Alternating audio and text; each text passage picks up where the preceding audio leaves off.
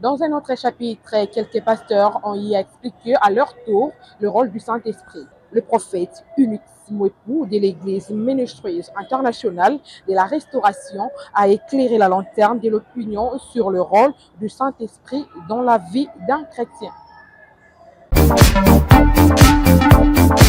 Le sujet du Saint-Esprit que la Bible parle préoccupe au plus haut point le prophète Unix Mwepu qui éclaire la lanterne des enfants de Dieu de partout à travers le monde entassé.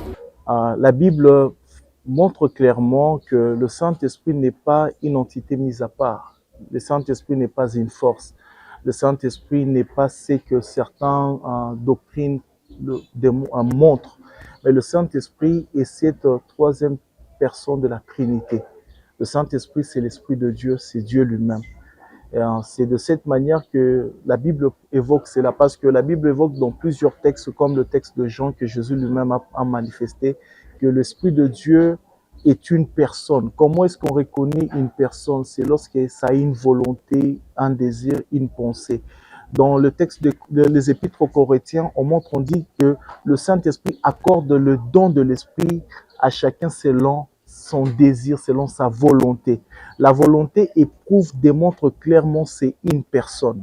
La volonté démontre clairement que le Saint-Esprit n'est pas une force. C'est pour cela, lorsqu'on parle de l'Esprit de Dieu, la Bible, Jésus lui-même évoque très clairement de dire, vous pouvez blasphémer avec le Père, le Fils, mais lorsqu'il s'agit de l'Esprit, il n'y a pas de pardon.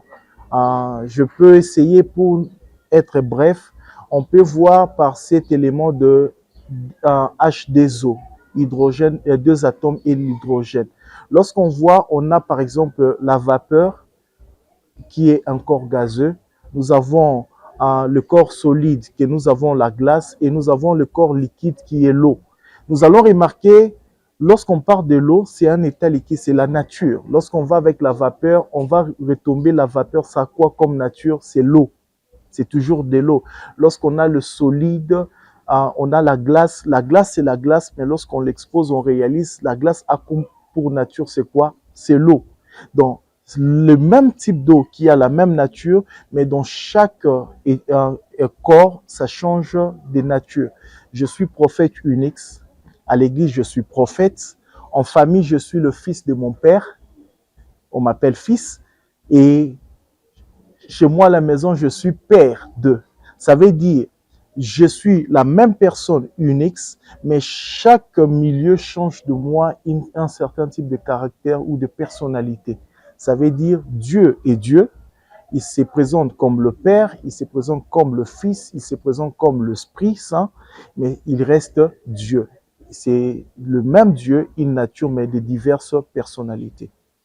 À la question de savoir s'il y a des risques quand on prie par le Saint-Esprit, cet homme de Dieu revient à l'essentiel.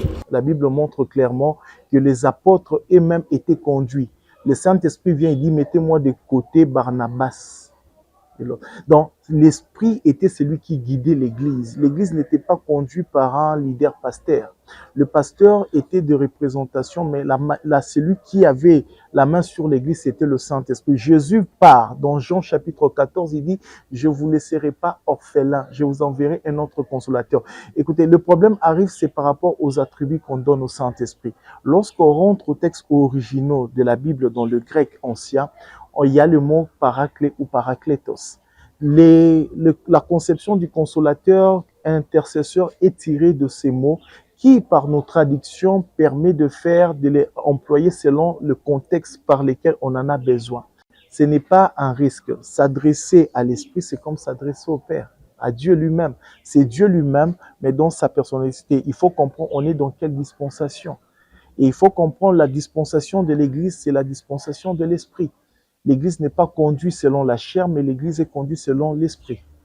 À la venue du Messie, c'est indispensable de recevoir le Saint-Esprit. Ce qui attestera notre enlèvement, ça sera le témoignage. C'est l'Esprit qui nous attirera vers le ciel, vers Christ. C'est l'Esprit qui va nous transformer. C'est lui qui va nous doter de ce corps glorieux que Romain dit, le monde entier attend avec un ardent désir la révélation du Fils de Dieu. Ça veut dire, ceux qui ont été rachetés, ceux qui ont cru en Seigneur et ils ont cru à son salut, vont être rachetés, ils vont être revêtus de ces corps glorieux de la même manière que le Fils de l'homme a été revêtu. Alors, le Saint-Esprit est nécessaire pour l'enlèvement. Alors, celui qui n'est pas né de nouveau ne peut pas être enlevé parce qu'il n'a pas l'Esprit du Seigneur. La Bible qualifie, on appelle de pécheurs, les hommes justes, les hommes injustes, le méchant et les gentils.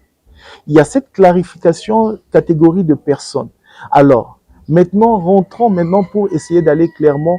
Il y a des personnes qui sont des gentils. Ils n'ont jamais connu l'évangile, ils n'ont jamais entendu parler de Dieu, mais ils se retrouvent, ils ont marché selon la loi de Dieu. La loi de Dieu qui naît sur toute personne de manière naturelle. Ce qui fait dans la loi de Dieu, ce qui fait en sorte qu'il y a de ces personnes qui observent des choses justes, bon.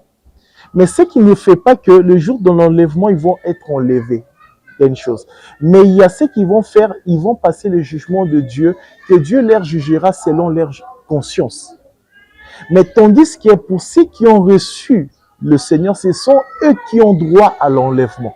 C'est pour ça que la Bible parle, il y aura résurrection de mort. Et dans cette résurrection de mort, il y aura ceux qui sont dans la catégorie de gentils, et tous vont passer aussi comme nous, on passera dans le jugement de Dieu. Mais dans ces jugements de Dieu, Dieu nous jugera par rapport à nous qui avons cru. Dieu jugera à ceux qui ont rejeté l'évangile. Et Dieu jugera aussi par rapport à ceux qui n'ont pas cru en lui. Alors la question doit se poser. Un enfant, un bébé qui naît, il n'a jamais connu d'évangile. On ne dira pas que cet enfant, il ira en enfer.